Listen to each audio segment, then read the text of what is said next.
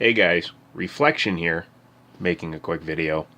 Just wanted to say thank you for the last 4 or 5 days of you guys being patient with me, and that I'm starting to feel a little bit better, so I thought I would shoot just a quickie video and show you my rig that I have right now. I don't think I'm going to sit in front of the camera because I look like, well, crap.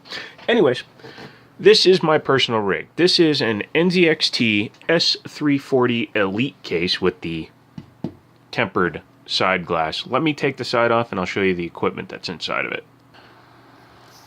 Alright, now that the side is off you can see it a little bit better. If you recall a ways back, I did a video about Captain Asus, which was my pre-built system that I picked up off of Craigslist. Well, over the last month or so, she's undergone a metamorphosis, and actually, in all honesty, this is the only part that is actually from the original computer, and this has even been modified. Let me see if I can get some light on it. Yeah, kinda. As you can see, I've actually painted it.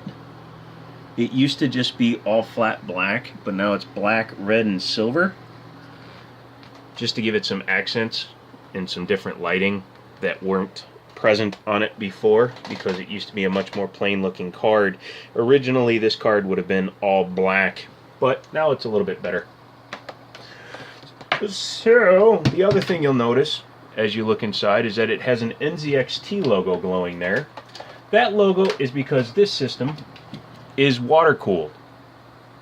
It runs a 280 mil rad. It's closed loop, so it never needs to be cleaned out, flushed, whatever you want to call it. And you'll also see that it is no longer sitting on the Pro Gaming Aura board that I showed one other time. That's because she's gone through 5 different motherboards in the last 2 weeks, and let me explain why. It used to run a i7 6700, but it was not an overclockable processor. Tickle, tickle, tickle. I wanted something overclockable. I wanted something to keep me occupied so I can mess with it, fudge with things, do whatever. Plus it only had a single stick of RAM. It now runs 2 G-Skill dual channel DDR4 in it. So I took the i7 and the Pro Gaming Aura board out and sold those. And I got $419 for the processor and the motherboard and $90 for the single stick of RAM. So I had about $500 to play with. I went and bought an AMD setup. Originally, I was going to potentially do a Ryzen, but there were a lot of videos, and this was 3 weeks ago, where people just weren't getting very good performance out of the Ryzen platform. And for $400 for the processor, it just really wasn't appealing to me. So I went with the top of the line previous generation, which was the FX 9590 processor. And unfortunately, it just didn't perform as well as I had hoped. But the main problem with that was the motherboard. And I actually have one of them here because I still have to go and return it. This is the Asus Pro Gaming Aura board B970. Not a B, it's just a 970 board.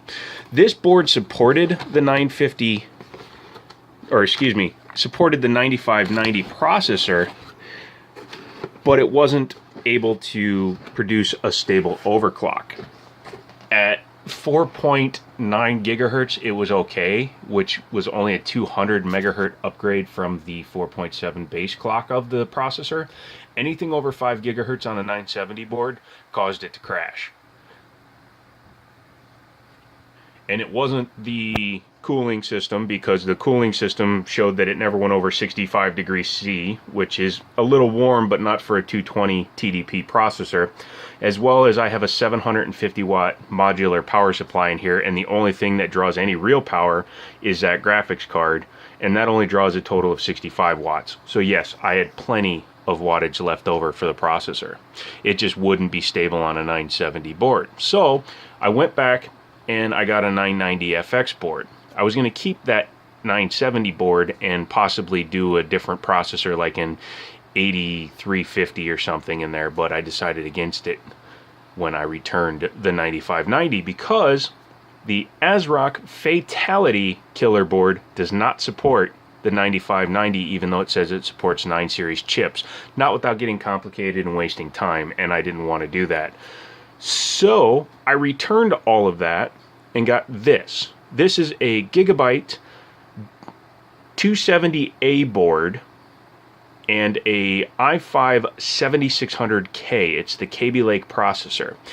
It's a good gaming processor. It's not a hyper-threading processor like an i7 7700K would be, but it was also over $100 cheaper than the 7700 i7. So let me show you where it's running right now.